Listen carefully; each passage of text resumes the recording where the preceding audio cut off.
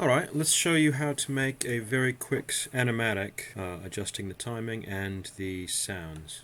Here's the first part of a storyboard. Take each of the frames and save it as an individual image at the correct aspect ratio. So for widescreen 16:9, we could use 1920 by 1080. Save these out as separate images. And I've also downloaded some music, and I'm going to show you how to download some sound effects as well. And we go to a website called freesound.org. And you can create an account so that you can download sound effects, and you can audition the sound, and I've actually chosen this one here. So once you've signed in, you can download the file. Now let's open up Adobe Premiere. Okay, let's create a new project. Let's call it Animatic Demo, and we'll go File, Import, Desktop. I've got my storyboard panels in here, and I will select these, press that one, hold down Shift, click on that one. It helps to name them Shot 001, 002, and so on. Then I press Open, and they've been imported here. And now I've got a timeline. It says drop media here to create a sequence. So they're already selected, but let's just say you haven't got them selected. It will put them in the same order that you select them. So if I select shot 1 first, then hold down Control, shot 2, shot 3, shot 4, shot 5, shot 6, and then grab them, drag them over into here.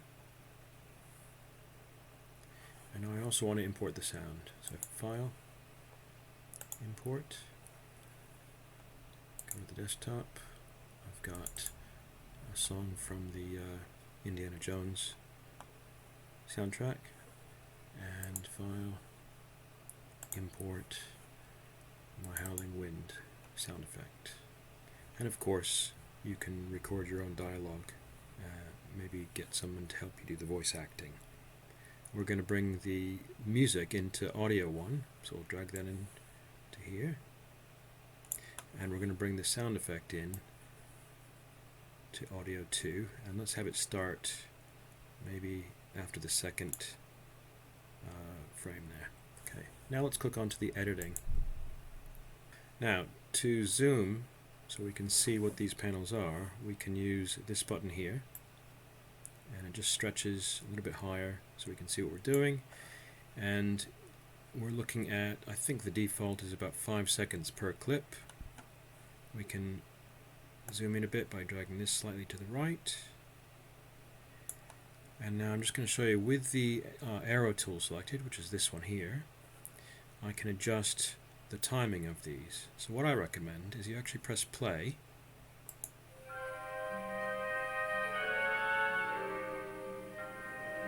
so I like that one. Maybe I wanted to change there. So your timing you can just get by either how long the dialogue that you've recorded takes to say, or you can just simply rehearse how long you want something to last. Let's say I want that first one to actually last longer. Well, all I need to do is go over to here, and I need to choose a different tool, because if I adjust this, these others stay put. So I'll just press Ctrl Z.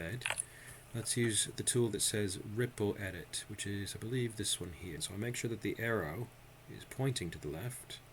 That means I'm editing the shot to the left there, and now I can stretch it to make it bigger. And you'll see the other ones move over accordingly. Okay, if I play this right now, we can hear the music start in right away.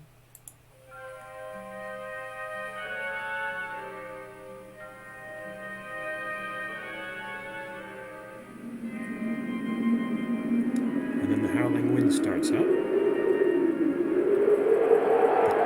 The howling wind definitely overpowers the music. So let's stop that, and let's look at how we can change the volume of the howling wind. If we right click it, we can say show clip keyframes, volume, level, and that's what we should be on. And now I don't know if you can see this, but there's a horizontal line there, and that represents the volume. All the way down would be 0, all the way up would be really loud. So let's play it from about here and then adjust it while it's playing.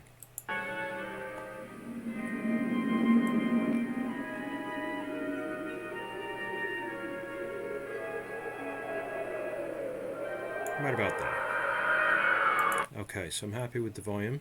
Now finally, just to recap how to adjust the tracks. If I have the normal arrow and I adjust the length of these tracks, the others will stay put, but a much easier way to do that is to simply get the ripple edit tool, and then the arrow points to the one we're editing.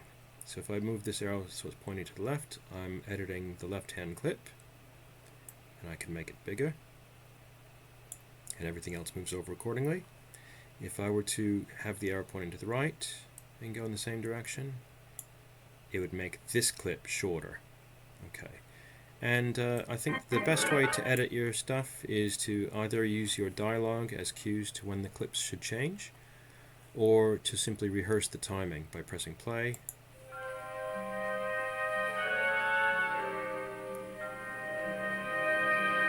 And then pausing it where you think you want the clip to change, and then move the shot change point to where your blue line is when you paused it.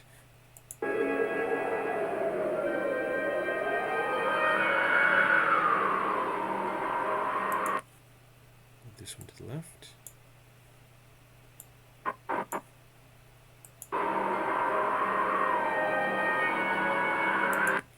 And let's say I want it to make this one shorter, and then I want to cut back to this shot.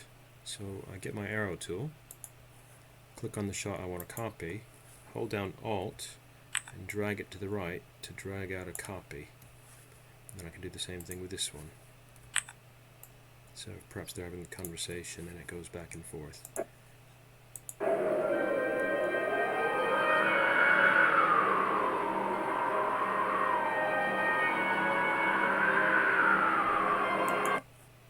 If I were to render this right now,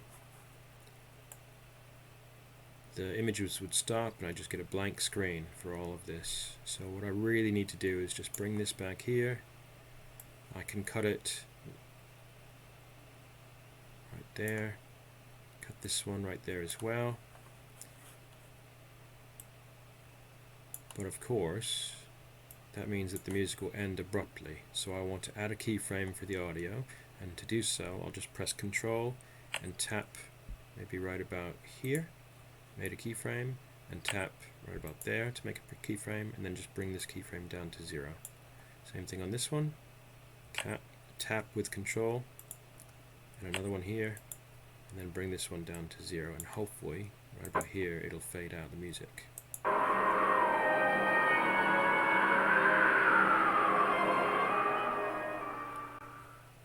Okay, and if it happens too abruptly, you can just move this to the left like so, and hold down Shift if you want to keep it, prevent it from going up and down. If I don't hold down Shift, it's adjusting this. If I do hold down Shift, it stays at whatever volume I had it set at. Same thing with this one. Hold down Shift, bring it to about there, and hopefully it'll fade out a bit more smoothly.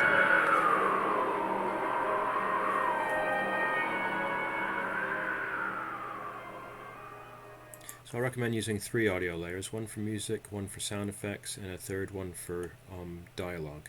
Let me show you the best way to render it. So, well, one of the best ways, we can go File, Export, Media, H.264.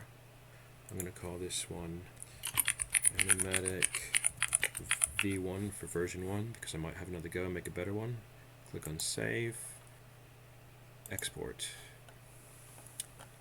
Okay, so it's encoding the shot, and it's very short. It says it was successfully done, so now I'm going to minimize this, and just see if it worked.